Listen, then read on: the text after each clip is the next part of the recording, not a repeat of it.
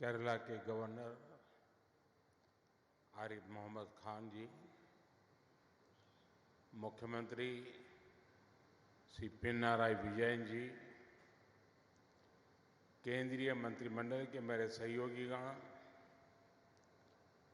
अन्य महानुभाव, देवी और सज्जनों, मैं धन्यवाद देता हूं श्रीमान सर्बानंद सोनोवाल जी की टीम, श्रीमान श्रीपद यशो नाइक जी और हमारे साथी श्रीमान वी मुरलीधरन जी, श्रीमान शांतनु ठाकुर जी, एला करालियरकुम एंडे नन्ना नमस्कारम।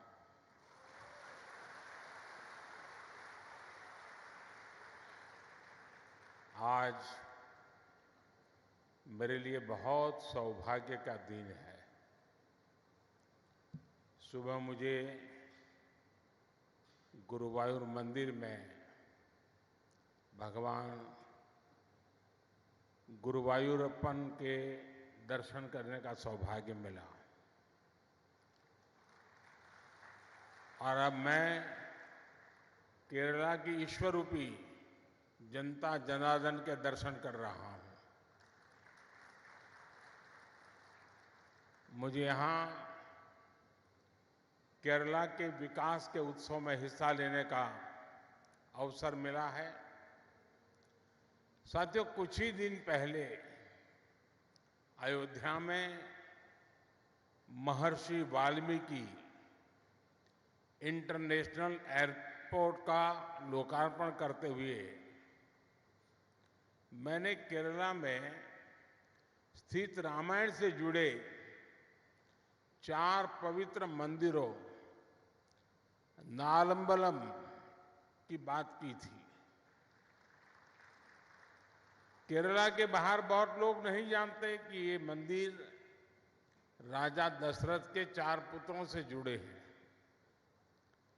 ये सौभाग्य की बात है कि अयोध्या में राम मंदिर की प्राण प्रतिष्ठा से कुछ दिन पहले ही मुझे त्रिपुरायर के श्री रामस्वामी मंदिर के दर्शन करने का अवसर मिला। महाकवि एळुच्चन रचित मलयालम रामायण के कुछ छंद सुनना अपने आप में अद्भुत है। केरला के कई महत्वपूर्ण कलाकारों ने भी अपनी भव्य प्रस्तुतियां से मन मोह लिया।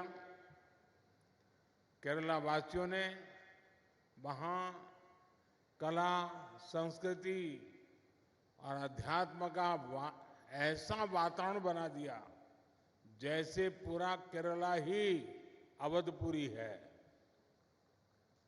साथियों, आजादी के अमृतकाल में भारत को विकसित राष्ट्र बनाने में देश के हर राज्य की अपनी भूमिका है। भारत जब समृद्ध था, जब ग्लोबल जीडीपी में हमारी भागीदारी बहुत बड़ी थी, तब हमारी ताकत हमारे पोर्ट से, हमारे पोर्ट सिटीज थे। आज जब भारत फिर से ग्लोबल ट्रेड का एक बड़ा केंद्र बन रहा है, तब हम फिर से अपनी समुद्र शक्ति को बढ़ाने में जुटे हैं।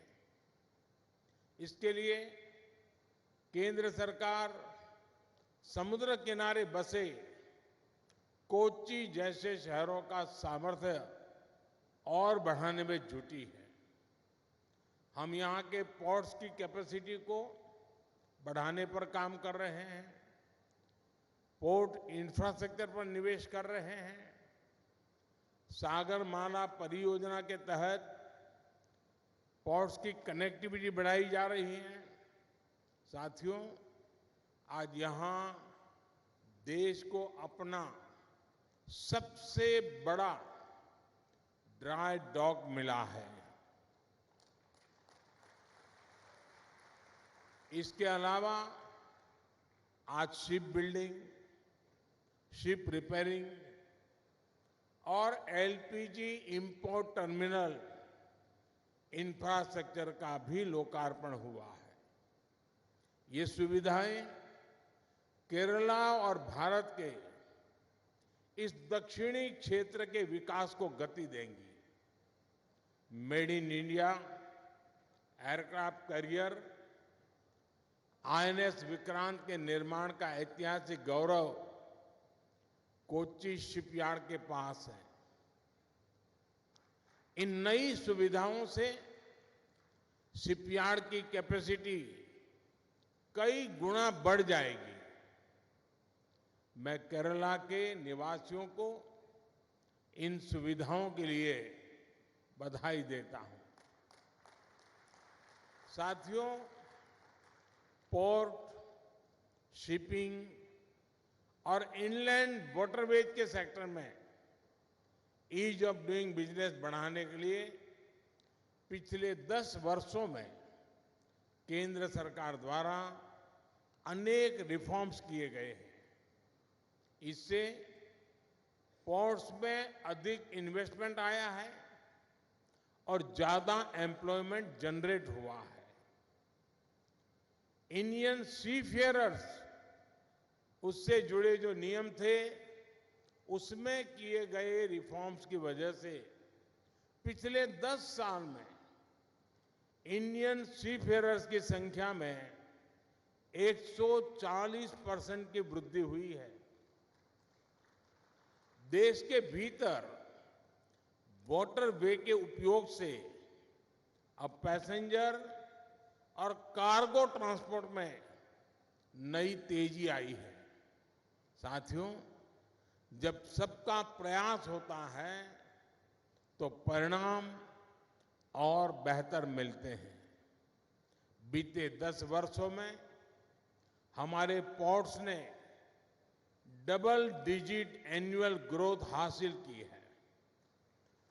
10 वर्ष पहले तक हमारे पोर्ट्स पर शिप्स को लंबा इंतजार करना पड़ता था। उनको अनलोड करने में बहुत टाइम लगता था। अब स्थितियां पूरी तरह बदल चुकी है। आज Bharat ship turn around time में दुनिया के कई विकसित देशों से भी आगे निकल चुका है। साथियों, आज दुनिया भी ग्लोबल ट्रेड में भारत की भूमिका समझ रही है। G20 समिट के दौरान भारत ने middle east, Europe economic corridor के जी प्रस्ताव पर सहमति बनी। वो इसी भावना का प्रमाण है। ये कॉरिडोर विकसित भारत के निर्माण को बहुत बल देगा। इससे हमारी कोस्टल इकोनॉमी को बड़ी ताकत मिलेगी। हाल ही में मैरीटाइम अमृत काल विजन भी लॉन्च किया गया है। विकसित भारत के लिए हम अपनी समुद्री ताकत को कैसे सशक्त करेंगे, इसमें इस लक्ष्य का रोड मैप है। भारत को दुनिया की एक बड़ी मैरीटाइम पावर बनाने के लिए हम मेगा पोर्ट्स, शिप बिल्डिंग और शिप रिपेयर क्लस्टर जैसे इंफ्रास्ट्रक्चर बनाने पर जोर दे रहे हैं। साथियों, केरला में आज जिन 3 प्रोजेक्ट्स का लोकार्पण हुआ है, उनसे मैरीटाइम सेक्टर में इस क्षेत्र की हिस्सेदारी और बढ़ेगी। नया ड्राई डॉक भारत का नेशनल प्राइड है। इसके बनने से यहां बड़े जहाज, बड़े वेसल तो आ ही सकते हैं, साथ ही यहां शिप बिल्डिंग और शिप रिपेयर का काम भी संभव होगा। इससे भारत की विदेशों पर निर्भरता कम होगी और जो पैसा हम विदेश भेजते थे वो देश में ही लगेगा। इसके साथ यहां ship building, ship repair sector में नई स्किल्स पैदा होगी। साथियों, आज इंटरनेशनल शिप रिपेयर फैसिलिटी का भी लोकार्पण हुआ है। इस प्रोजेक्ट से कोच्चि भारत का और भारत एशिया का एक बड़ा शिप रिपेयर सेंटर बनने वाला है। हमने देखा है कि आईएनएस विक्रांत के निर्माण के दौरान किस प्रकार अनेक एमएसएमईज को सपोर्ट मिला था। अब जब शिप बिल्डिंग और रिपेयर की इतनी बड़ी फैसिलिटी यहां बनी है तो इससे एमएसएमईज का एक नया इकोसिस्टम बनेगा। जो नया एलपीजी इंपोर्ट टर्मिनल बना है, इससे कोच्चि, कोयम्बटूर, ईरोड, सेलम, कालीकट, मदुरई और त्रिची में एलपीजी की जरूरतें पूरी होगी। इससे इन इलाकों में इंडस्ट्री और दूसरी इकोनॉमिक डेवलपमेंट को भी मदद मिलेगी और नए रोजगार भी बनेंगे। साथियों, कोच्चि शिपयार्ड आज आधुनिक और ग्रीन टेक्नोलॉजी से lace made in India vessels बनाने में भी अग्रणी है। कोच्चि वाटर मेट्रो के लिए जो इलेक्ट्रिक वेसल्स बनाए गए हैं वो प्रशंसनीय है।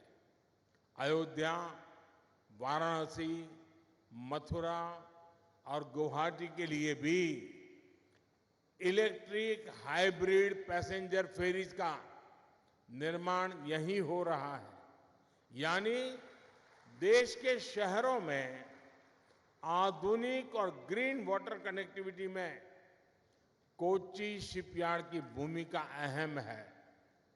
मुझे बताया गया है कि हाल में आपने नॉर्वे के लिए भी जीरो एमिशन इलेक्ट्रिक कार्गो फेरी डिलीवरी की है। यहां हाइड्रोजन फ्यूल पर चलने वाले दुनिया के पहले फीडर कंटेनर वेसल के निर्माण पर भी काम चल रहा है। ये make in India, make for the world के हमारे विजन को सशक्त करता है। भारत को हाइड्रोजन फ्यूल आधारित ट्रांसपोर्ट की तरफ ले जाने का जो हमारा मिशन है उसको कोच्चि शिपयार्ड और सशक्त कर रहा है। मुझे विश्वास है कि बहुत ही जल्द स्वदेशी हाइड्रोजन फ्यूल सेल फेरी भी देश को मिलेगी। साथियों, blue economy, port lead development को और उसके कारण हमारे मछुआरे भाई बहनों की एक बहुत बड़ी भूमिका मैं इसमें देखता हूं। आज पीएम मत्स्य संपदा योजना से फिशिंग के लिए भी आधुनिक इंफ्रास्ट्रक्चर बनाया जा रहा है। केंद्र सरकार डीप सी फिशिंग के लिए मछुआरों को आधुनिक नाव देने के लिए सब्सिडी दे रही है। किसानों की तरह ही मछुआरों को भी किसान क्रेडिट कार्ड की सुविधा दी गई है। ऐसे प्रयासों की वजह से बीते 10 वर्षों में मछली उत्पादन और एक्सपोर्ट दोनों में कई गुना बढ़ोतरी हुई है। आज केंद्र सरकार सी फूड प्रोसेसिंग में भारत की हिस्सेदारी को और बढ़ाने का प्रयास कर रही है। इससे भविष्य में हमारे मछुआरे साथियों की आय भी बहुत बड़ी वृद्धि होगी, उनका जीवन और आसान होगा। केरला का निरंतर तेज विकास हो, इसी कामना के साथ नए प्रोजेक्ट की मैं फिर से एक बार आप सबको बहुत बहुत बधाई देता हूं। आप सभी को शुभकामनाएं। धन्यवाद।